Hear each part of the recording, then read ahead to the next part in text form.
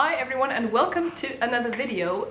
In this video I'm going to talk about the books that I've read in the month of July. But before that, I just want to share I had a wonderful hour just before filming this. I just came back from work and in the train I spent the whole ride, so that was 45 minutes, chatting to this wonderful little old lady. She thought I was wonderful as well, and it was just so gezellig is the word we have in Dutch. It was just, you know, chatting away, and I upgraded from being girl to sweet girl to her actually asking my name. It was just so heartwarming, and now I feel good. So we're gonna film this video. Sorry for that intermezzo. So I have read quite a few audiobooks. Last month I was reading only fantasy on audio because it was the only thing my brain could attach itself to. And that has shifted. I can once again listen to literary fiction or contemporary fiction, but I'm still on that reading a lot of audiobooks because the fantasy was so plot heavy that I wanted to continue. So I've read 5 audiobooks and we're gonna start with those. The first one that I wanted to talk about is The Seakeeper by Diane Wilson. This is a multi-generational saga, which I often really like, and this one follows a group of Dakota women in Minnesota. The character that we follow most of all is called Rosalie Ironwing, and she grew up with her father in a cabin in the woods, but he passes away when she's still pretty young, so she goes into the foster system, and when she's 18 she's desperate to get out of it. So she marries a farmer that is very lonely and feels that they can build a life together and together not be lonely. So they start this life together, and both come from very different backgrounds. She has this Dakota culture behind her, and she hasn't really been raised with it, so she knows some things, but she also feels very disconnected. She feels very much the pain that has been done to her and her people when they've been kicked out of the land, and he's from the people that did the kicking out but were also attacked by the Dakota when they were protesting against what was happening to them. So we've got these two people that in that sense, both of their predecessors, not their predecessors, their forefathers and foremothers, harm was done to them, so both groups are hurting and both are not communicating. So that's one of the themes that is going on, this lack of discussion between the Dakota people and the immigrant Americans. Is that what we're gonna call them? Another theme that is in the book that I really like, and that's where the title Seedkeeper comes in, is this theme of your relationship with nature and taking care of the plants and having seeds, and the importance of seeds in making sure that you and your family can feed themselves, but also making sure that the plants are well looked after. And again, through Rosalie and her husband, we have very different views on this problem, because Rosalie has this communal relationship with nature that she feels, and John, on the other hand, that's the name of her husband, he's caught in this never-ending cycle that we see a lot of farmers in, where they have to pay back loans. So they start having contracts with companies that, in this story's case, sell seeds, sell OGM kind of things, and they don't have this communal relationship with nature anymore. Everything is a lot more greed-based. So again, we've got these two different viewpoints that they don't really clash, but they do live side by side and rub against each other. And another theme that I really liked is that of parenthood and motherhood.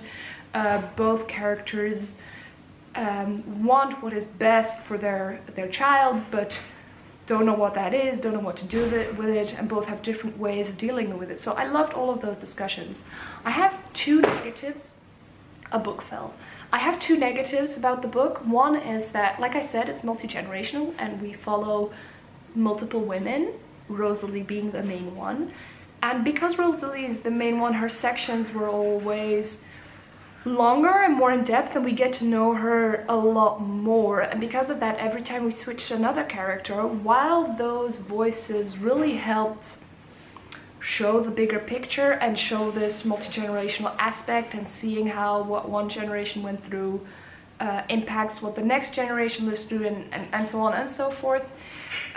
Because their stories were a lot shorter, they kept pulling me out of Rosalie's story, and it wasn't, I thought the balance could have been a little bit different there. I think that would have made the book better. And another thing is, there are lots of layers in this book, but there's not necessarily a lot of nuance. Everything is rather thick and very clear. I think if more had been left, not necessarily unsaid, but would have not have been pasted on so thick, it would have been a little bit better. It's like when you're eating a cake and the layers of the cake are very thick. I mean, the layers are still good, but if they had been a little bit thinner, the whole of the cake would have been better.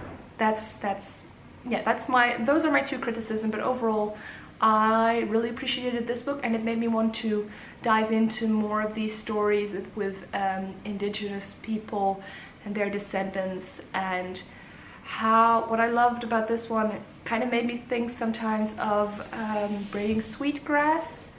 The knowledge of how to care for nature that some of these indigenous people have is vastly interesting. So that's The Seedkeeper.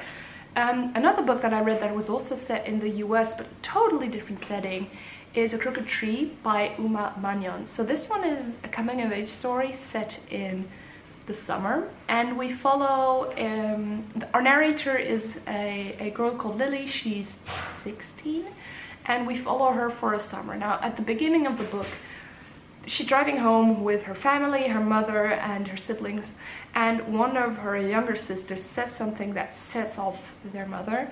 The mother stops the car, tells that daughter to step out of the car and just make sure that she gets home in her own way. Now, that's already terrible, but they live in a very secluded area in mountainous forests. The roads are dark. It was night, and so they are set up for drama, and drama ensures, because when that daughter finally resurfaces, it turns out that she'd been picked up by this creep of a man, and she didn't really escape unscathed. And that kind of sets up a lot of things. So what this book did very well is atmosphere. I felt this sticky summer that you can have as a teenager, where you feel claustrophobic and everything is very dramatic, and like the claustrophobia is because as a teenager you don't have a lot of impact on what happens to you. At least that's how I can feel. You can't leave the place where you're at. You can't find new friends and abandon your family. I mean, there's a lot of things that are set in stone you can't do because you're a minor. And I don't know, that was captured very well. This I want to do things but I can't, and it's so warm and everything is sticky. That I really loved that atmosphere. I thought it was very well done. The criticism that I have, and it's maybe not a criticism, it's just something that I didn't gel with as much, is the speed at which things accelerate. I mean, it's not even necessarily the speed, but it's the steps that are, I mean, normally in a fast-paced book you'll have steps and they'll go very fast, and slow-paced book, it just takes a little bit more time. And in this one, the tempo was okay because it's still very character-based, but the steps were just poof, poof, instead of poof, poof, poof, poof. Does that make sense? The overreaction that characters have, we're like, wait, what?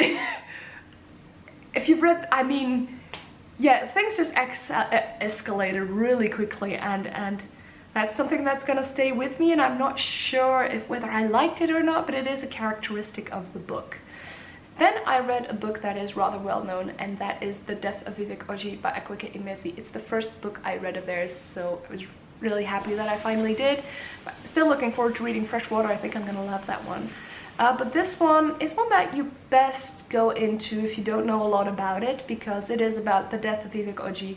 We see throughout the voices of other characters how Vivek is born, grows up, the struggles that Vivek faces, his death, and then the aftermath of that, and the impact on the other characters in the book. Those characters were so vibrant. That's what I loved most, is how alive they were, how colorful and loud, but still very realistic. What I realized reading this is a book that also has a very strong sense of place, and it's set in Nigeria. And it made me realize that this is a thing that I would love to see more in, sorry if you hear the sound by the way, someone's making food for me. It's something that I would like to see more in fiction that I read from, that are set in other countries, in countries that I do not know, because in this one, the story was about Vivek and his life and the life of the people around him, but because of the strong sense of place, I also got to know Nigerian culture, like not the culture in the sense of what happened to the country that you see in a lot of historical fiction. That is often what I at least turn to when I try to read something from another country. But it gave me a very strong sense of what are relationships between children and their parent often like. What is the position of the woman? How important is food? What do you do when someone's birthday is coming up? Those kind of really day-to-day details I thought were very well done, and it, like I said, gave me a very strong sense of Nigeria that I really liked. And that, coupled with the not flamboyant, but very alive characters, made for a very entertaining book. And just like with The Crooked Tree, I was on the edge of my seat the whole time, really wanting to know what happens and why Vivek died, and etc, etc. While I love the characters, I'm not sure whether the book as a whole is going to be very memorable. I can't put my finger on what that is, because I don't know why I didn't give it 5 stars, basically. I don't really know what it is. It's an emotional thing and I can't place it at all. So if you know, please let me know why I didn't appreciate this book as much as... I did appreciate it, but I didn't love it. Why it wasn't a Dan kind of book. Like one I Have a Dan kind of book that I'm going to talk about in a second. So the 4th book I think we're at right now that I then listened to on audio, and really these were all just is The Glass Hotel by Emily St. John Mandel. So I did a separate video about this one in a series where I discuss a book before I've actually read it, and I do a prediction basically of what I think the book is going to be about, and what I think that I will like and not like. This book, Emily St. John Mandel's Glass Hotel, was not for me. It's about a couple of characters and it's surrounding a Ponzi scheme that is discovered, but where with the death of Vivek Oji the characters are so vibrant, those in the Glass Hotel were not that, and I didn't like it. I like my characters to be vibrant, to have a characteristic. Or maybe it was just something that I was looking for at that time, because now with these characters, they were all... It wasn't that they were flat, I think that they had layers, but they were like ghosts. I couldn't really grasp them, they were a little bit ethereal, and it didn't help that the book itself felt like it was a little bit misty and everybody was just looking for a steady ground. What's it called? Yeah, they're all looking for... What's it called? Not steady ground? Well, it's misty and they're looking for something. Solid ground, that's the word. So yeah, not really my thing. I liked some of the themes, maybe rationally, but not the way it was executed. So yeah, that was too bad. I would have expected more. The last audiobook that I read, totally not what I was usually pick up. It was a romance. It's The Bookshop Around the Corner by Jenny Colgan. Now, the book was branded as, at least when I read it, a story for book lovers and a love story to book lovers. And I read the reading list last year, which I loved, and I thought this one was going to be similar. I was looking for something light, and I mean, I love books, so a book about book lovers is going to be good.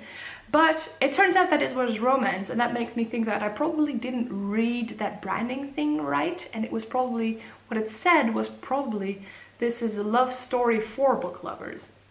So it's a romance, it just features a book lover. Which, I mean, was fine, it was entertaining. So in this book we meet Nina. Nina is a very shy book lover. She works in a library. It's the thing that she does. What she does is recommending books to people to change their lives. She'll recommend you one book and that will change your life. That's a thing. But the library is going to close. It's going to become this corporate media center, blah, blah, blah. And she has to discover what she's going to do with her life, because she has a soul and this media center does not. And she decides very uncharacteristically to drop her whole life, move to the Highlands. She buys a van because she set up her own business. She's going to sell books from that van. Everything goes pretty well. People in the villages that she goes to then with her van, they've kind of lost reading because all of the bookshops and the library have left, but she brings it back to them. She becomes ingrained in the community. It was so lovey-dovey and cute. I mean, did this book make me want to move to Scotland and have a van from which I would sell books? Yes, absolutely. But there was also this romance stuff that, if I'm honest, was entertaining as well. She falls in love and stuff, and the first part of the book is more about the book loving, and the second part is more about the man loving. Like I said, it was still entertaining. Was it a good book? I mean, it's a good book in the way that sometimes you will want to watch an action movie that has decided that gravity is not a thing. I mean, there were so many things that just logically did not make sense. So many issues, but you can let go of them sometimes, and I could let go of these sometimes, except for, it was entertaining.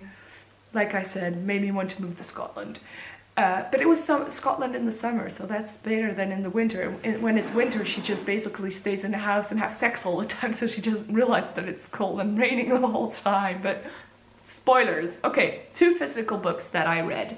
The first is Moonwitch Spider King by Marlon James. I was highly expecting this one. It's the second book in the Dark Star trilogy, of which the first one is Black Leopard Red Wolf. I have a separate review of that book that I'll link up here.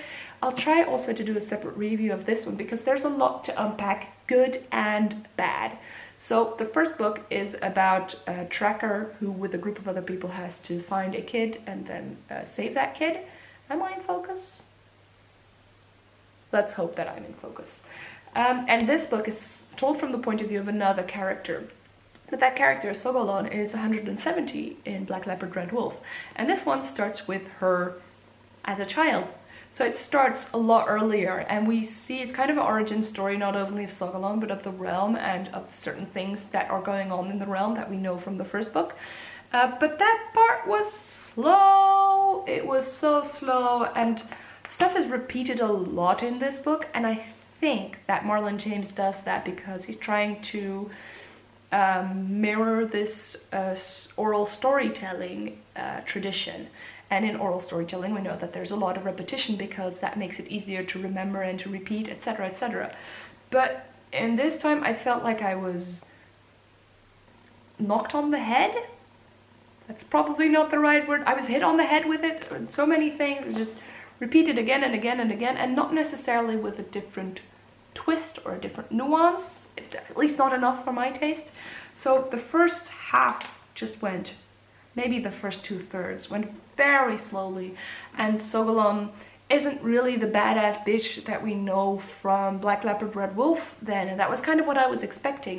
And it makes sense because one of the points of the book, I should hold it up again, is that women are witches because men decide they're witches, and then that makes them bad. Where in reality, these women are not just bad, they're just trying to defend themselves or at least live their own lives. And that's very much the case for Sogolon. She just wants to be left alone, but then she isn't and starts taking revenge on some people.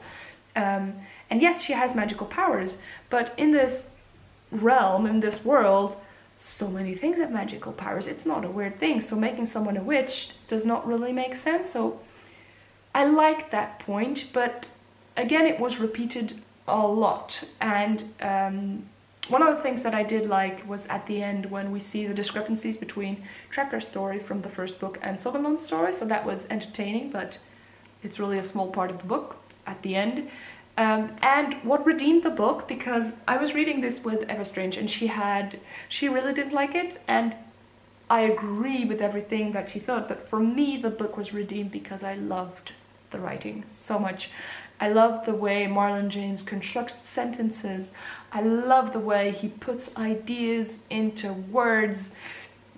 All of these highlights are sentences that I thought were beautiful, and I'm really just getting to appreciate writing now in the last month. I'm not someone that used to notice even how writing in one book could be different from the next. So I loved the writing so much. Like I said, redeemed the book. I kind of accept that it was slow because of the writing. I'm really looking forward to the third book. I'm very curious whose point of view that will be from, and I expect Black Leopard Red Wolf is kind of the now that really focuses on the saving of this kid, and this book is a lot about what happened before that and how we got in that situation. So I'm expecting the third book to kind of start at that and then be about what happens after that. But I'm gonna have to wait a very long time, and you with me probably, before we find out what is going on. Now let me grab the book that fell. Now this, don't want to spoil you, is the new favorite book that I briefly mentioned. It is Transcendent Kingdom by Gyasi. So Gyasi is, in case you don't know, the writer of Homegoing, which was a Booktube favorite a couple of years ago. This one is very different. It's not at all about the same, it's not about the same themes as Homegoing. It adds a lot of new elements.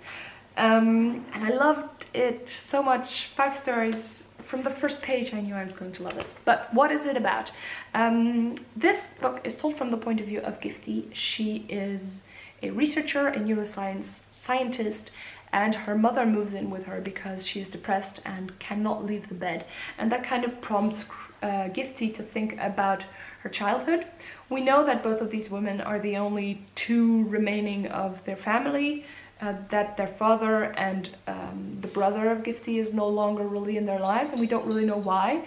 We discover pretty quickly that Gifty's brother, Nana, died of an overdose, and throughout the book we discover how that came of being. So one of the themes that we have is addiction, and what his addiction and his death has an impact on Gifty and her mother. Another big theme is being a researcher in this world, basically, and also in combination with believing or not believing in God and in organized or disorganized religion. A lot of the book is about Gifty also struggling with her faith and not struggling, and the relationship with science and with what happened to her brother and her mother, and all of that is interwoven so beautifully. That's one of the things that I really loved in the book, is how all of these topics were balanced. There is a little bit more focus on the religion and the faith stuff, but I'm not religious at all, and I still found all of the nuances that she brought to this topic, and the different ways she lived through things, and her mother lived through things, and her brother lived through things. I thought it was very well done. I love this. I love the writing. I have nothing negative to say about this book. I loved it. It was not what I was expecting, but I wasn't really expecting anything. I thought the characters were they were like flowers, delicate but strong at the same time. They were very nuanced. They felt very real. I loved a lot of this. I loved all the themes. So yeah, new favorite book. Yay. That's it.